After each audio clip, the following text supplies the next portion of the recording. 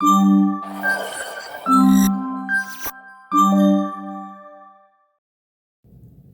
everyone, welcome back to CFD College. I'm Ashkan and this is another video of tutorials about Fluid Mechanics 1. Actually this is the 5th video, and in this tutorial we will solve 3 problems about Bernoulli equation. If you haven't subscribed the channel, I would advise you to do that because on this channel I have started to record and present many useful videos about fluid mechanics and also CFD, numerical simulation. So if you are interested in those fields, especially ANSYS Fluent, you can find useful videos and tutorials in this channel. And if you find these videos useful, please share these with your friends and let them learn with us. Let's jump to the problems, and this is tutorial 5, problem number 51 of chapter 3. Here you can see a wind tunnel used for testing automobiles. For example, this one. Part A, we should determine the manometer reading H, here, this H, when the velocity in the test section is 6 miles per hour. So here we have the velocity in the test section, not outside of the tunnel. Here, for example, this 60 miles per hour is inside this channel, for example, this point. Note that there is a 1-inch column of oil on the water in the manometer. So this is 1-inch oil, and we know the specific gravity of that. Here we have water, and we should find this H first. Okay, we have a fluid flow. When you have a flow, you should use, for example, Bernoulli equation or energy equation. In the next tutorial, you will see that when we see any pump or turbine, or when the question talks about heat loss, you should use, for example, energy equation. But since here we don't have any losses, and the process is in a steady state and the flow is incompressible, we can use Bernoulli equation. You know that Bernoulli equation has 3 conditions: incompressible flow, inviscid flow, and steady state flow. Then you can use Bernoulli equation. You can watch the video of assignment which is about Bernoulli equation. There is a lot more info about the conditions of this equation there. Okay, when we want to use Bernoulli or energy equation, the first step is to find the key points. The key point is a point that you have any info about pressure, elevation, or velocity. As you know, Bernoulli equation is like this: P over gamma plus V square over 2G plus Z, and this is constant. So pressure, velocity, and elevation are the key parameters. So if you find any point that you have info about one of these parameters on that point, you can use it as a key point. We have other types of Bernoulli equation. This is the main form we use in Fluid Mechanics 1. But for example, if you multiply this by density. So if you multiply this by rho, you may have P over G plus rho V2 over 2G plus rho Z equals another constant.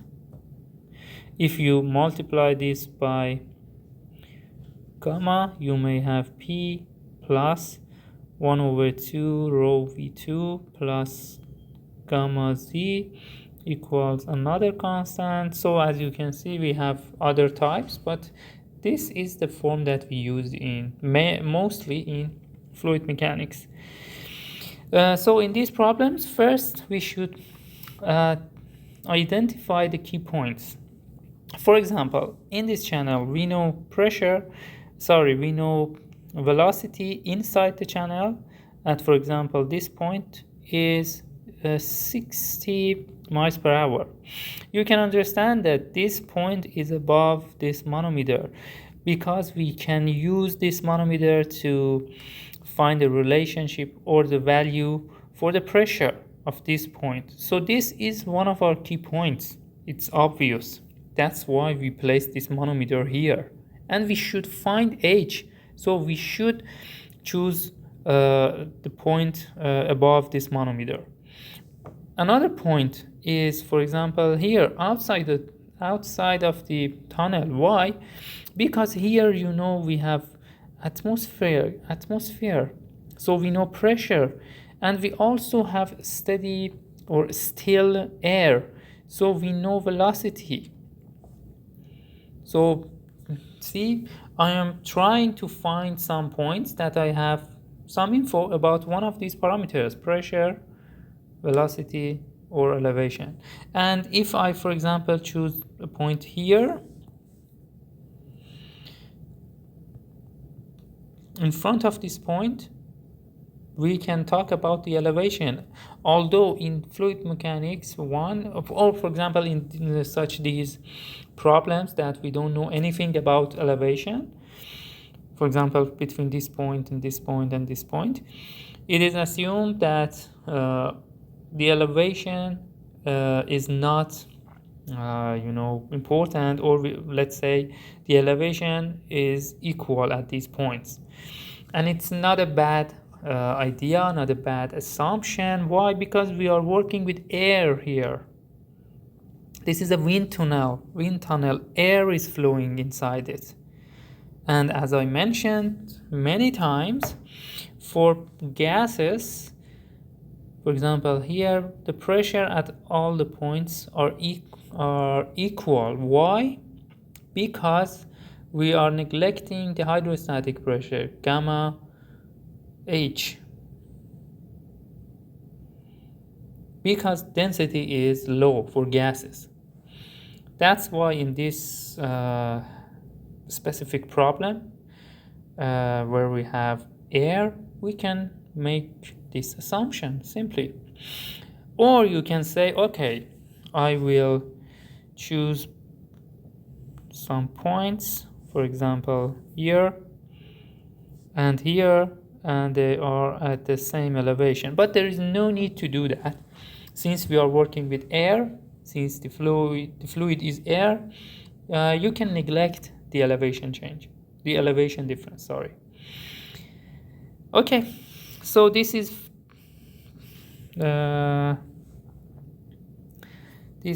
the first key point, and this is the second one.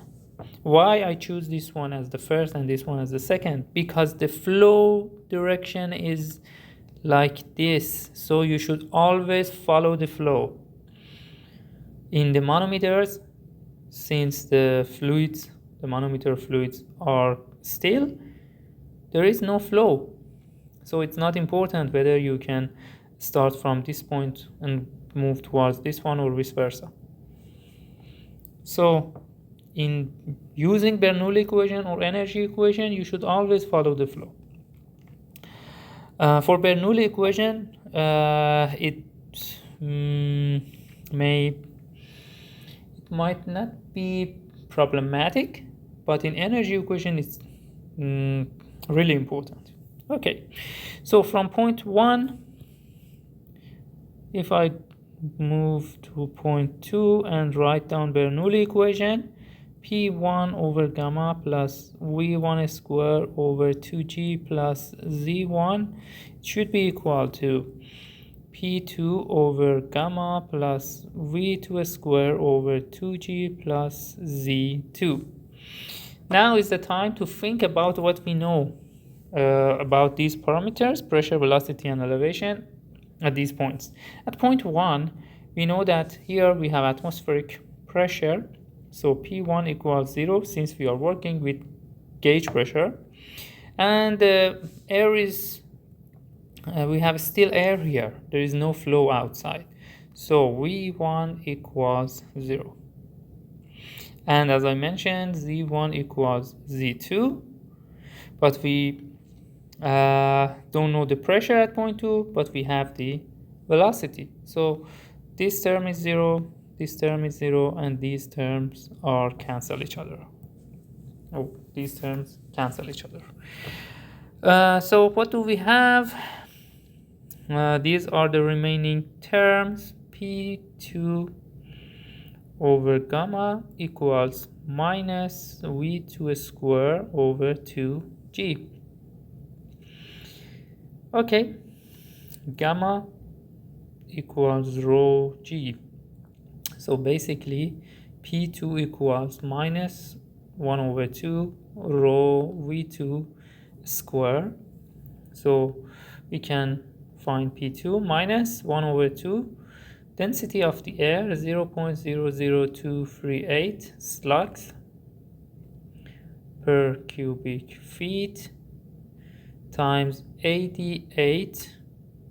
Oh, sorry. Let's find the velocity first because we have it in miles per hour. Okay.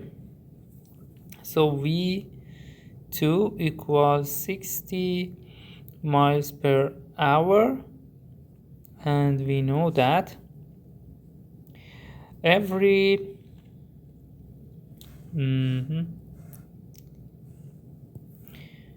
miles per hour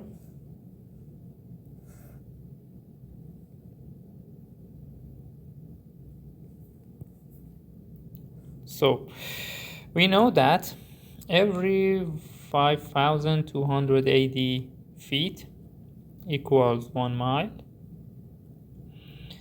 and we know that every 1 hour is 3,600 seconds. So velocity equals 88 feet per second. Now we can use it here, and so we can find pressure. So P2 equals minus 9.22 pounds per square feet. So this is P2, but we should find H. Now we have pressure at point 2, and this minus actually means that the pressure inside the tunnel is below 1 atmospheric. Okay. Now we should find H. So if I start from point 2 and move towards this opening that we have here, we can solve the manometer. So if I start from point 2 for the manometer, P2, here from point 2 up to this interface, there is no difference in pressure. As I mentioned, we neglect the hydrostatic pressure for gases. So let's keep moving until we reach here, the next interface. The movement is downward, and so we should add the pressure plus gamma of water times H. Remember, we start moving from here because the pressure at point 2, which is here, equals the pressure for this point. So we only move downward for value of h. Then we should keep moving until we reach this interface. So we moved upward, we should subtract the pressure.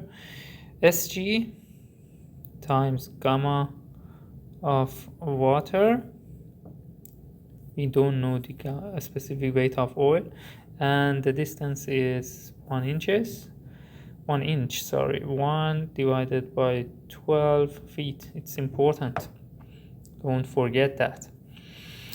And then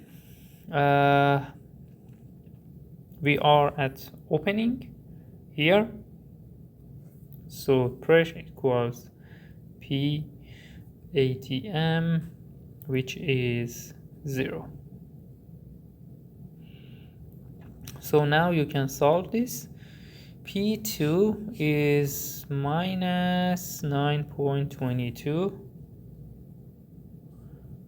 pounds per feet square equals gamma of water 62.4 pounds per cubic feet times H minus, oh sorry, it's not equal, it's plus. SG 0.9, 62.4 pounds per cubic feet times 1/12 feet equals 0, and from this equation you can find H equals 0.223 feet. So this was part A. For part B, determine the difference between the stagnation pressure on the front of that automobile and the pressure in the test section. Pressure in the test section is P2, is pressure at point 2, so we know that. When we want to find the pressure difference between point 2 and point 3, and again remember that there is no significant elevation difference. Actually, these wind tunnels are not large many times, mostly, and they are not so big. So the assumption of Z2 equals Z3 is not a bad assumption. So part B, write the Bernoulli equation between point 2 and point 3, P2 over gamma plus V2 square over 2G plus Z2 equals P3 over gamma plus V3 square over 2G plus Z3. What do we know about these points? We know pressure at point 2, and also we know the velocity. As I mentioned, Z2 equals Z3. It's a good assumption. And point 3 is a stagnation point. This means that V3 equals 0. And we want to find P3 minus P2. So we don't have a problem with P3. So these terms are cancelled, and this one is 0, and we only have these 3 terms. So P3 over gamma equals P2 over gamma plus V2 square over 2G. In other words, P3 minus P2 equals gamma times V2 square over 2G equals 1 over 2 rho V2 square. So P3 minus P2 equals 1 over 2. It's similar to the previous part. 1 over 2 times rho 0.00238 slugs per cubic feet times velocity square 88 feet per second square. Here we had a square. So P3 minus P2 equals 9.22 pounds per feet square. This is how you should solve these problems. Here we have another problem. Problem number 95 of chapter 3.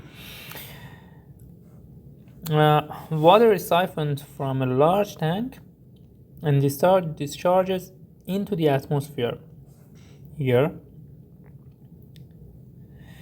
through a 2-inch diameter pipe. So the diameter of this tube is 2 inches and it's constant, it's fixed. The end of the tube is 3 feet below the tank bottom.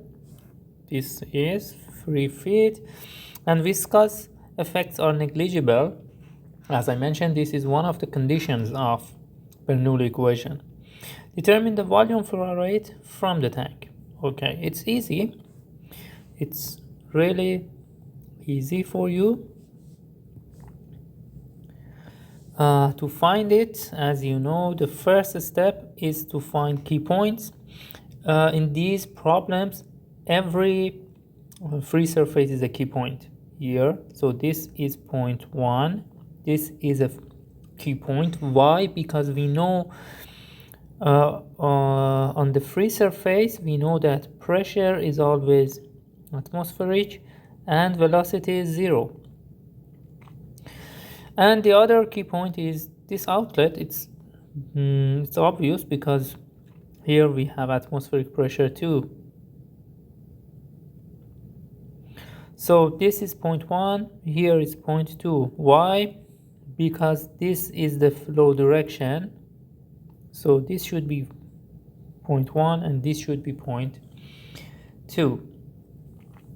We can't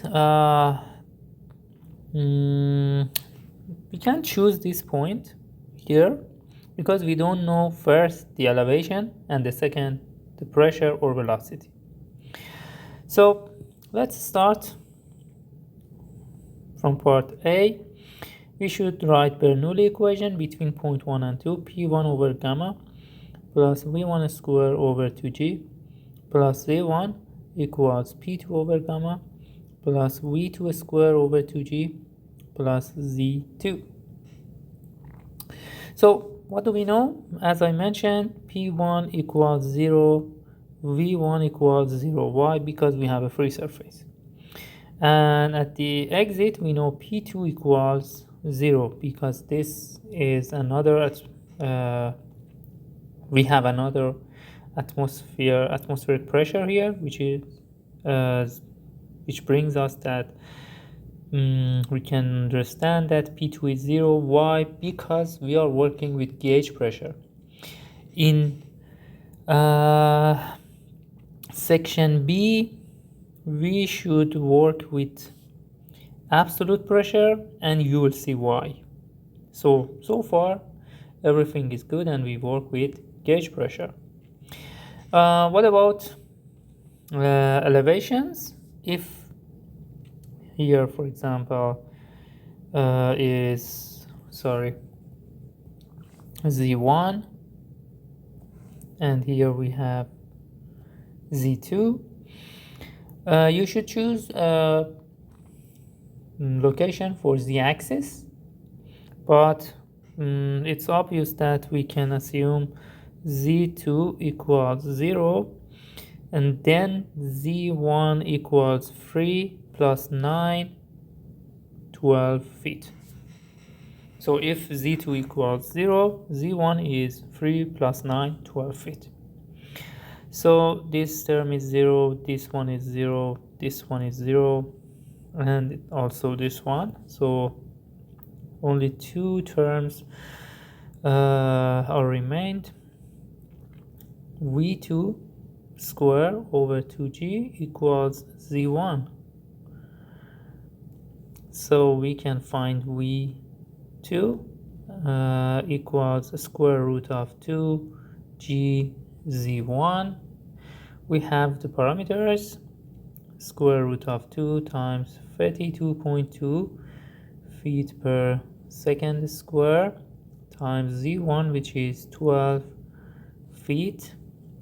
So the velocity equals 27.8 feet per second.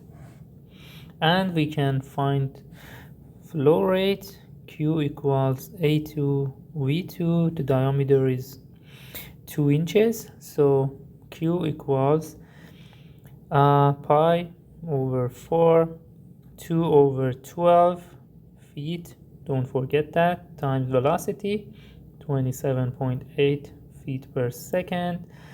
So flow rate equals 0.607 feet per second. Now section B, determine the maximum height h, this one, over which the water can be siphoned without cavitation occurring. Cavitation, it's important. When we are dealing with, when you want to deal with cavitation, you should always use absolute pressure, because cavitation is related to vapor pressure, and because of that we should work with absolute values for pressure. So here, as you can see, cavitation, you should work with absolute pressure, and that's why the problem is giving us this information. The atmospheric pressure is 14.7 psia. A means absolute. The water vapor pressure is 0.26 psia absolute. So careful about that. Part B.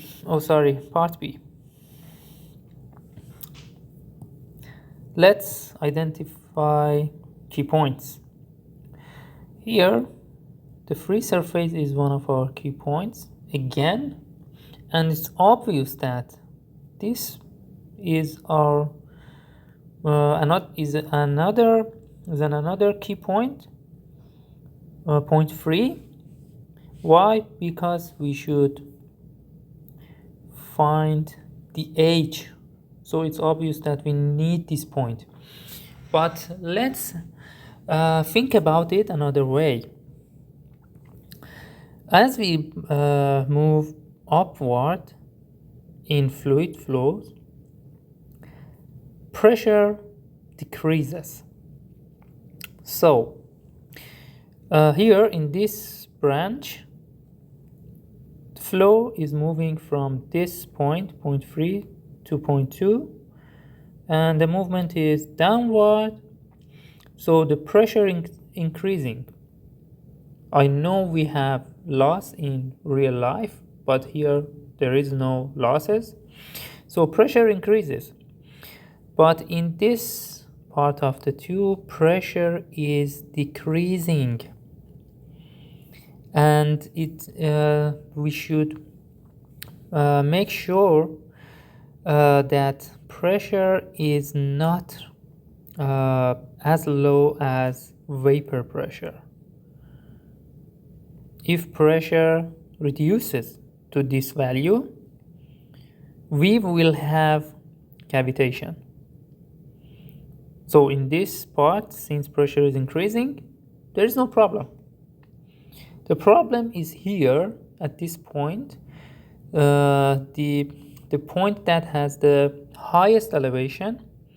If we don't have cavitation here. If cavitation doesn't occur here, we are sure that there is no cavitation in other points, in other sections of this pipe. So from point 1 to point 3, P1 over gamma plus V1 square over 2G plus Z1 equals P3 over gamma plus V3 square over 2G plus Z3. Now, what do we know? We know that P1 is 0, V1 is 0, and if we have cavitation, pressure would be equal to vapor pressure. Since we want to find the critical edge, we should assume that we have cavitation. So pressure at point 3 equals PV, which is vapor pressure, 0.26 psia. And now I have a mistake because P1 is not 0. P1 equals 14.7 psia. We are not working with gauge pressure, so P1 is not 0. And velocity, we have that. We can find it, or we can do another thing.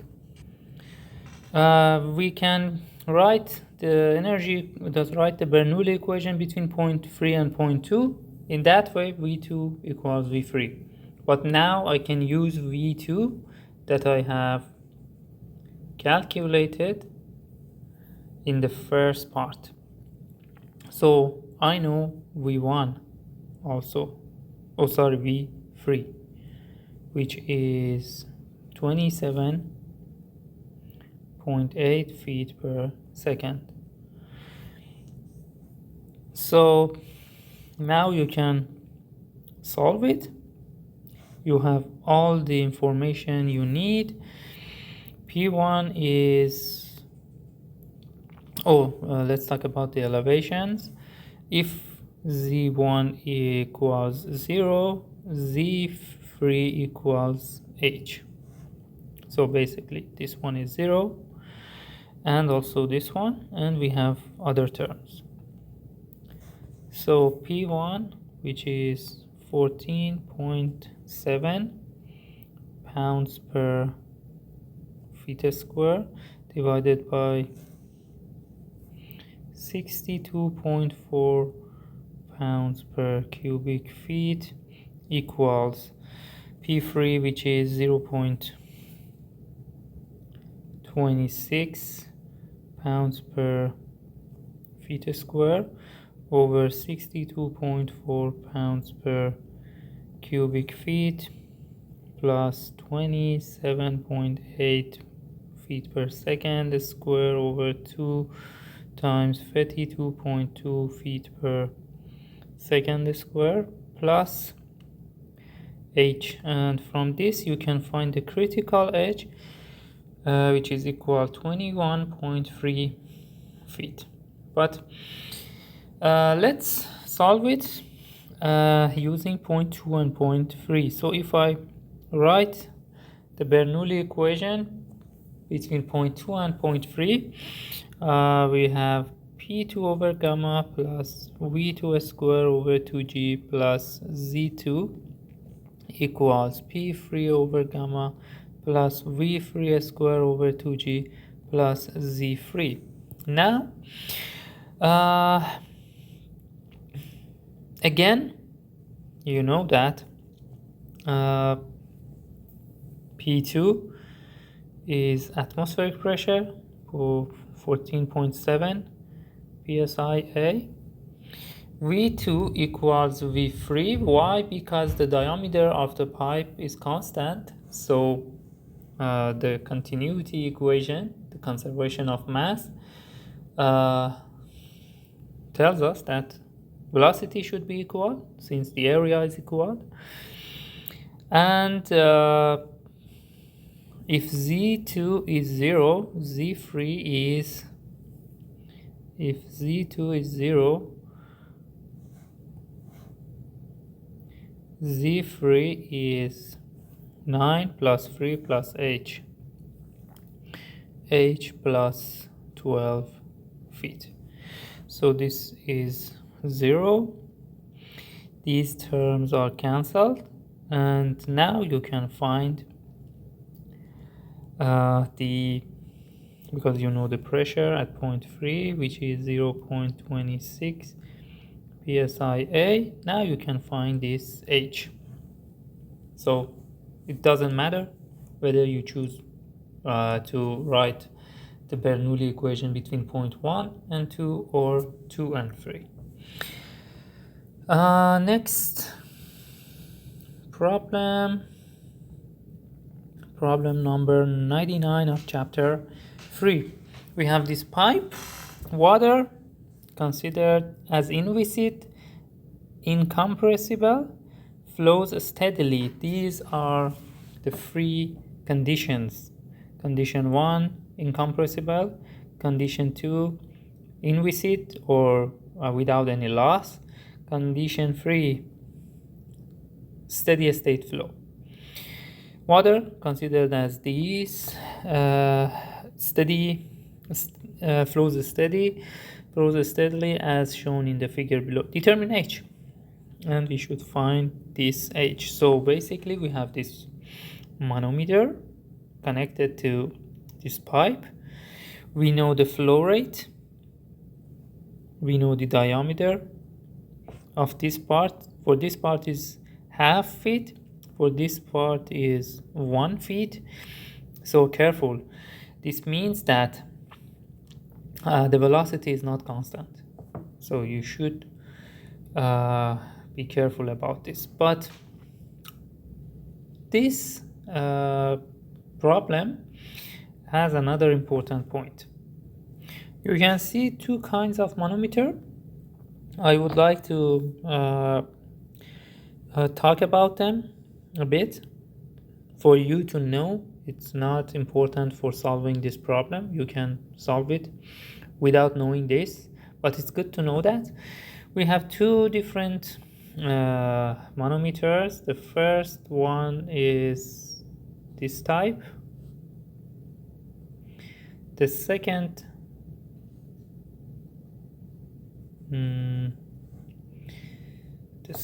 one is this one.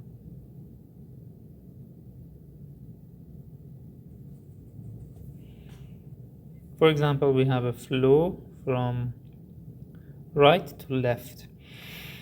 This type of manometer can find, here we have a pressure. You can understand the pressure, but here, we have velocity here, but for this one, this particle of the flow of the fluid, when it enters this manometer, the velocity of this particle reach 0.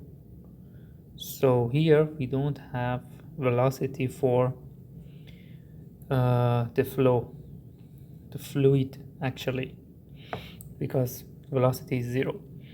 So this one, the first one, calculates static pressure P1, but using the second one we can calculate P plus 1/2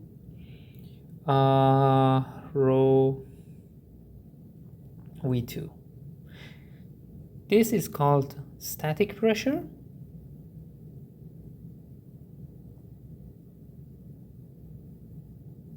while this one called total pressure. So total pressure equals static pressure plus dynamic pressure. Dynamic pressure is this term, the second term, 1/2 rho V square. I just wanted to tell this to you, to teach this. It's good to know that, because now you know what is the difference between this pipe and this one. Now let's solve the problem. I think the easiest part of this problem is identifying key points, because where we have a manometer, which is it's a key point. So this is one point, this is another one, and we have the flow direction. So this is point 1 and this is point 2. Now we can find the relationship between the pressure at these points using Bernoulli equation through the pipe and using this manometer. That's how we can find H.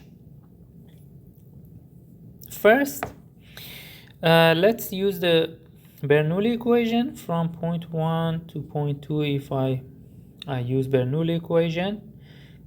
And as I mentioned, we have different types of Bernoulli equation. If you have paid attention to this form, the total pressure, it's better to use the third form of Bernoulli equation I mentioned earlier in this tutorial. So P1 plus gamma plus 1 over 2 rho V1 square. I think I mentioned this. Yeah, here, the third form.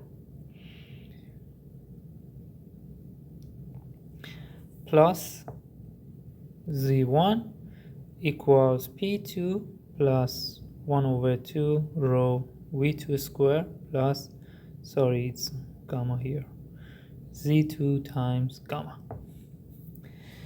Okay, what do we know? If we put Z axis here, Z1 is 0 and Z2 is 3 feet. What else do we know? We know that velocity at point 2 is 0. As I mentioned, the velocity of particle in this pipe reaches 0. This is how this manometer works. So V2 equals 0. We can find V1 because we know the flow rate. Q equals V1 A1, meaning that the V1 equals Q over A1. Q is 4 cubic feet per second. A1 is pi over 4. Diameter is 1 feet square. So V1 equals 5.09 feet per second.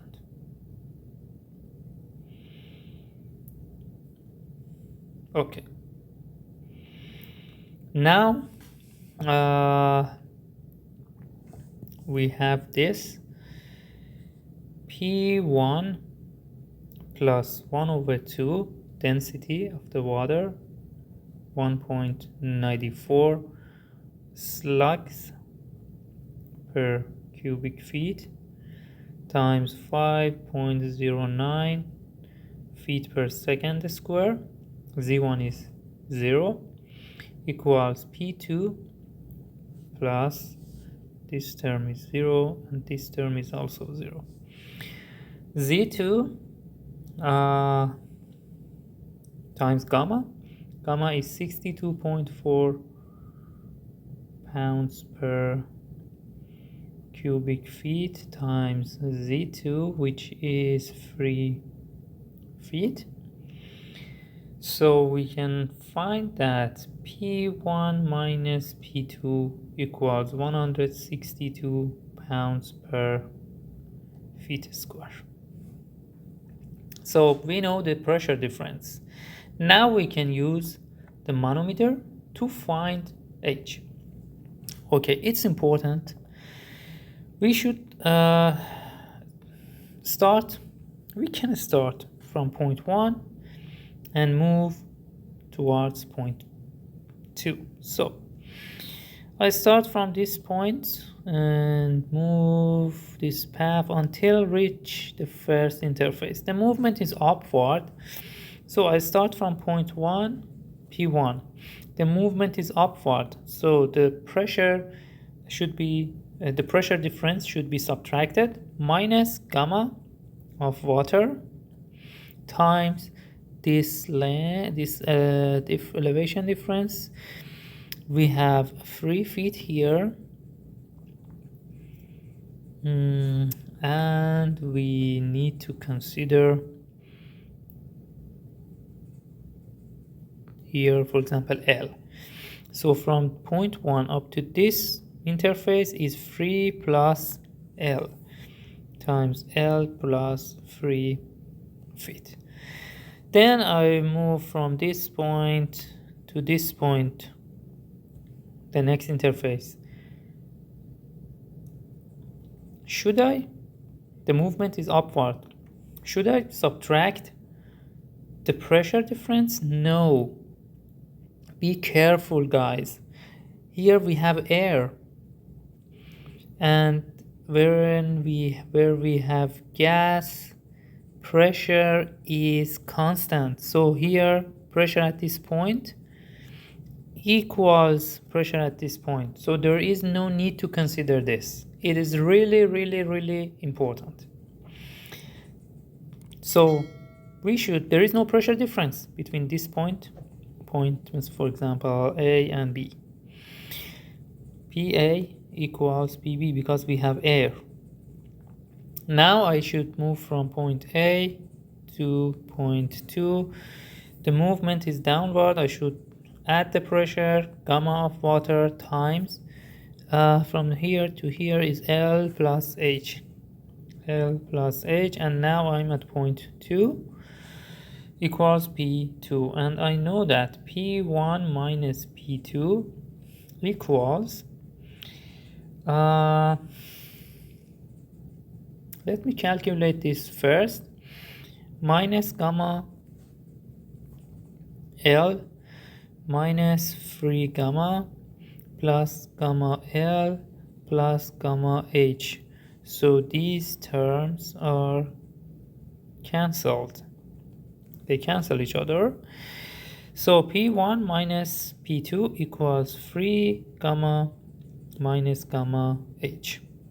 You should put these terms on the right hand side.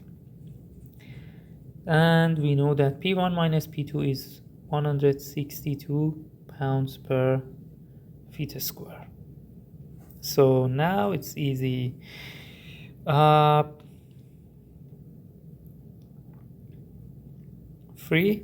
times 62.4 pounds per cubic feet. This is 3 feet actually.